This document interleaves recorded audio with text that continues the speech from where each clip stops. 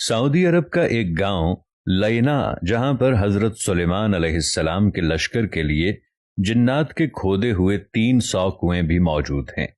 ان میں سے بیشتر اگرچہ ناکارہ ہو چکے ہیں، مگر 20 کنووں سے اب بھی لوگ میٹھا پانی حاصل کرتے ہیں۔ جنات نے یہ کنویں زمین کی بجائے سخت ترین چٹانوں کو توڑ کر بنائے تھے، جس پر اب بھی ماہرین حیران ہیں۔ ان عجائبات کو دیکھنے کے لیے دور دور سے سیاح اس علاقے کا رخ کرتے ہیں۔ العربیہ کی رپورٹ کے مطابق سعودی عرب کا یہ تاریخی گاؤں لینا مملکت کے شمالی شہر رفح سے 100 کلومیٹر کے فاصلے پر واقع ہے۔ یہ قدیم علاقہ اسٹریٹجک اہمیت کے ساتھ متعدد آثار قدیمہ کی وجہ سے ملک بھر میں شہرت رکھتا ہے۔ یہاں ایک قدیم قلعہ بھی ہے۔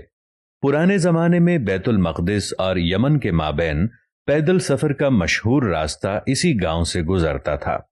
عدن سے عراق جانے والی مکہ زبیدہ کی بنائی ہوئی مشہور سڑک درب زبیدہ بھی یہاں سے ہو کر جاتی تھی۔ اب بھی سیر و تفریح کے شائقین بڑی تعداد میں اس علاقے کا رخ کرتے ہیں۔ سعودی محقق حمد الجاسر کا کہنا ہے کہ اس قدیم گاؤں میں حضرت سلیمان علیہ السلام کا لشکر بھی اترا تھا۔ سلیمان علیہ السلام جب اپنا لشکر لے کر یمن جا رہے تھے تو یہاں ٹھہرے تھے۔ اس بے آب و گیا علاقے میں لشکر کو پانی کی ضرورت پڑی تو حضرت سلیمان علیہ السلام نے جنات کو حکم دیا کہ وہ ہنگامی طور پر کنویں کھودیں، تو جنات نے چٹانوں پر مشتمل سخت ترین زمین میں 300 کنویں کھود دیے تھے۔ یہ انتہائی گہرے کنویں اب بھی اصلی حالت میں موجود ہیں، جنہیں زمین پر اب بھی اپنا وجود رکھنے والا معجزہ قرار دیا جاتا ہے۔ جنات نے چٹانوں کو کاٹنے کے لیے ڈرل مشین کی طرح کوئی آلہ استعمال کیا تھا، جس کے نشانات اب بھی کنووں کے چاروں اطراف واضح طور پر دیکھے جا سکتے ہیں۔ ماہرین اس پر تحقیق کر رہے ہیں کہ جنات نے آخر کس طرح ان سخت ترین چٹانوں کو 60 سے 80 میٹر گہرائی تک کاٹ دیا تھا، اور انہوں نے کون سے علاقے کی مدد سے ایسا کام کیا تھا۔ اگرچہ ان 300 میں سے اس وقت صرف 20 کنویں ہی کارآمد رہ گئے ہیں، تاہم سارے کنووں کے نشانات اب بھی یہاں موجود ہیں۔ ان کنووں کو دیکھنے والا ہر شخص حیرت زدہ ہو کر رہ جاتا ہے۔ تاریخی روایات کے مطابق جب حضرت سلیمان علیہ السلام اپنے لاؤ لشکر سمیت یمن جا رہے تھے تو وہ یہاں دوپہر کے کھانے کے لیے اترے تھے۔ لشکر میں جنات کی فوج بھی شامل تھی۔ جب لوگ پیاسے ہوئے تو حضرت سلیمان علیہ السلام نے جنات کی فوج کے کمانڈر سبتر کی طرف دیکھا تو وہ ہنس رہا تھا۔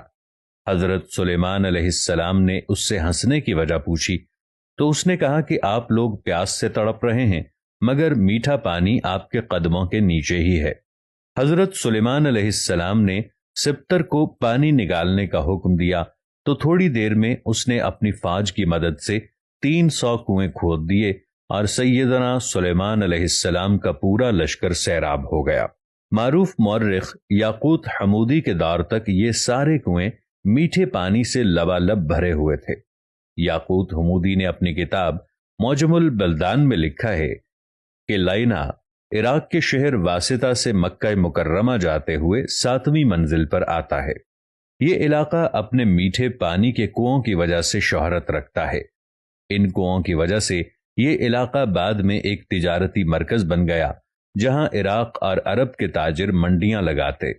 نجد سمیت سعودی عرب کے شمالی علاقوں کے لوگ یہاں آ کر خریداری کرتے۔ تاجر اپنا سامان تجارت یہیں اگلے سیزن تک محفوظ کیے پہاڑوں پر بنے بڑے بڑے گوداموں میں رکھتے، جنہیں سیابیت کہا جاتا تھا۔ یہ گودام اب بھی وہاں موجود ہیں۔